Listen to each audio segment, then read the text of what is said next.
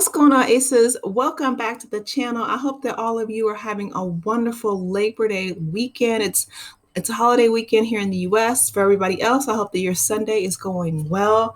It is a hot one over here where I am. It's in the 90s, which is pretty unusual for September, but y'all know with climate change and everything else, you just got to roll with the punchers. So throw some on the grill for me, okay?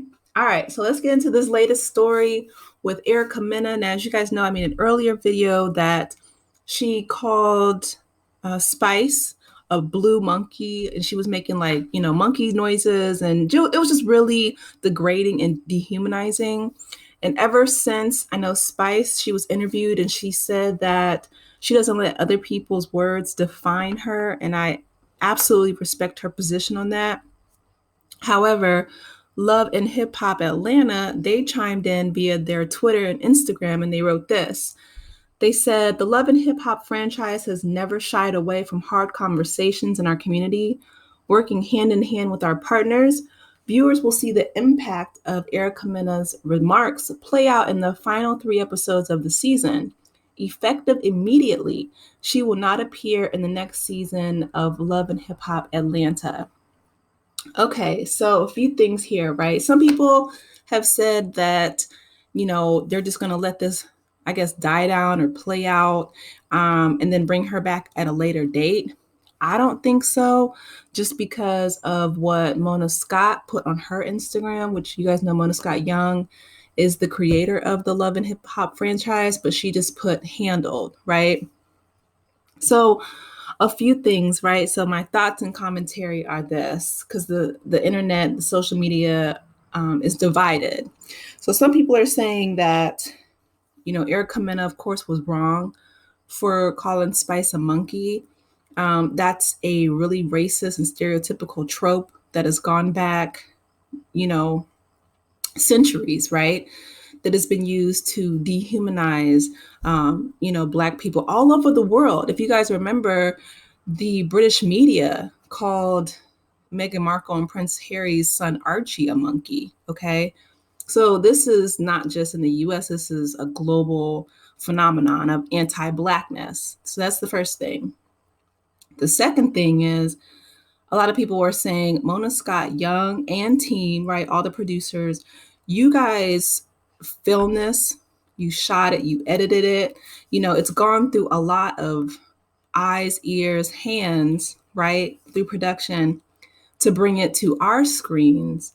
And if it weren't for the public outcry and outrage, then they would have just swept it under the rug and keep it pushing. And what I've found from a lot of reality TV shows is that, and I think that this is probably on the back heels and a result of people just being fed up with the writer's strike, the actor's strike, us. I was going to say coming off of COVID and the pandemic, but since there's supposed to be new variants and stuff, people are just tired. Like inflation and things, people are just tired, okay? And so reality TV has been extremely toxic for the past, I don't know how many years. Erica Mena has been on the show for 12, 13 seasons. I don't watch Love and Hip Hop like that. But I will say this.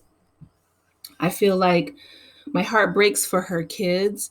And I'm not saying that in the same way that Spice said it. Like I said, some people were saying Spice was dead wrong for going after her children. And I can agree with that, right? Saying that her son doesn't love her and, that was going below the belt. However, she didn't call, Erica Mena a racial slur, okay? Like she didn't attack her being a Latina and things like that. She didn't attack her identity. She did attack her motherhood, though. That's pretty close in a lot of people's eyes, right? So with Mona Scott Young and Andy Cohen and a lot of these executive producers, Carlos King, a lot of people are saying that the shows that they create have such toxic environments that, Bethany Frankel is speaking out. She's suing the network. She has, 80 reality TV stars backing her in this lawsuit, saying that the environments that are created within reality TV where, they ply them with alcohol, sleep deprivation. The producers are, kind of egging the reality TV stars on with these storylines to attack and degrade one another. It's just a very toxic environment all around.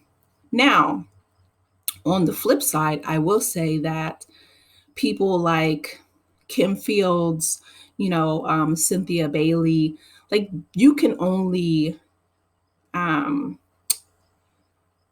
they can't take you out of context if you consistently carry yourself with class. And those two ladies are the first that I'm thinking of that do so. Like Karen Huger, right? Like I would never expect to see them, fighting, throwing racial slurs. Now, Cynthia did defend herself on Portia because Portia has some serious anger management issues, in my opinion, right? She's fought everybody from Kenya to Cynthia to the people on her own Portia Family Matters show. So that's another issue. Erica Mena does too, right? She, if you guys saw my video with her having recently got arrested, and I'll make another one because there's a new update about her not only have been arrested for trying to fight the security guards, she actually bit them and then lied about her being pregnant. So it seems as if, Saucy Santana said that she was really belligerent in the club. He didn't say like what substances or what, was causing her to be belligerent. My guess, just an educated guess from looking, from my vantage point, it seems like it's a bit something other than just alcohol. She's talked about, having lost a lot of weight. Now, I don't want to say, I'm not saying anything for sure. This is all alleged and just in my opinion. Everything on this channel, you guys know that is is alleged because folks are litigious. But I'm just saying it doesn't seem as if her behavior is correlating with just, smoking weed or drinking alcohol. It seems to correlate with something of a more hard substance. I hope not, right? I really do hope not, for the sake of her children and, just her own well-being. And speaking of her kids, they're half Jamaican, Miss Ma'am. Like, Spice is a dance hall queen, she's Jamaican. But Erica, Spice already, hit her with the dagger of your kids don't like you.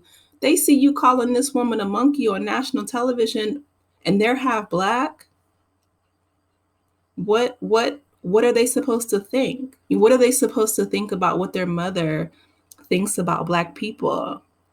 And Erica didn't just say it once. She said it multiple times and was, making monkey gestures and noises. And it was just something that you would see out of like a KKK white supremacist handbook. That's why I say like white supremacy is a heck of a drug. And people, whether they're light-skinned black people, whether they're, Latina, whether they're, whoever is anti-black and tries to align themselves with the proximity of power when it comes to anti-blackness, it is such a strong delusion.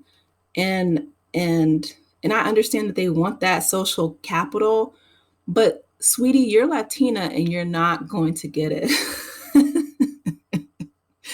And even if, people have been brainwashed to prefer lighter skin in all other cultures because of that proximity to whiteness, it's still a double-edged sword because you got with Safari and you did not get treated any better than any other black woman would, right? He doesn't have the character development, and it seems neither does Erica. But anyway, that's just my thoughts and my commentary. You guys drop down in the comments. Let me know your thoughts. I want to hear from you. And hopefully Erica can get some help because I do see her spiraling. She's gotten fired from her job. She's gotten arrested. Her kids are going to see her dehumanizing this black woman on TV. Yeah.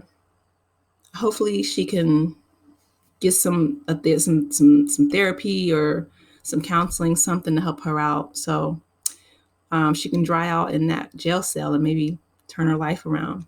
But anyway, if you guys are new here, welcome. Please be sure to like, share, and subscribe to the channel, and I will talk with you later. Take care, Aces. Bye.